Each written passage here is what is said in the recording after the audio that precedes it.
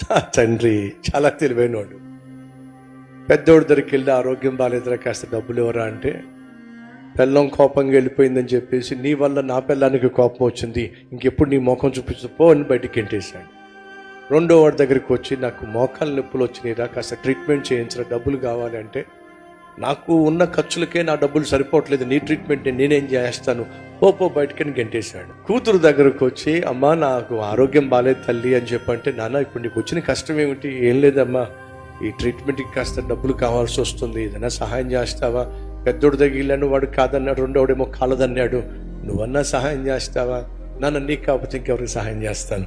గబ్బా వెళ్ళి డబ్బులు తీసుకొచ్చి తన ముందు పెట్టి, ట్రీట్మెంట్ కోసం ఈ డబ్బులు వాడుకోనన్నా, ఇంకేదైనా కావాలంటే చెప్పు నాన్న నేను సర్దు పెడతాను అని అంటే సంచి మొత్తం తీసి ముందు పెట్టాడు. అమ్మా నాకు నిజంగా ఆరోగ్యం బాగో కాదమ్మా, బుద్ధి ఏమిటో తెలుసుకుందాం అని చెప్పి పెద్దోడి దగ్గరికి వెళ్తే గెంటాడు, రెండోడి దగ్గరికి వెళ్తే గెంటాడు. నువ్వేమో ప్రేమతో అంగీకరించి ఆ ట్రీట్మెంట్ డబ్బులు ఇచ్చావు.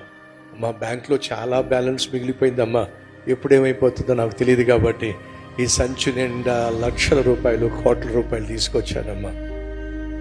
నన్ను నువ్వు అంగీకరించావు కాబట్టి కార్డు కూడా ఉందమ్మా, ఎంత కావాలంత డ్రా చేసుకో. ఆయన దగ్గర లేక అడగడల్లా మన బుద్ధి ఏమిటో తెలుసుకోవడానికే ఆయన అడుగుతున్నాడు.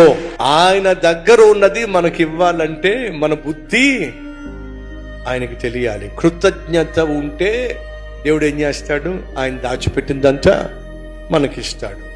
ఈ రీల్ లైక్ చేయండి, అనేక మందికి షేర్ చేయండి.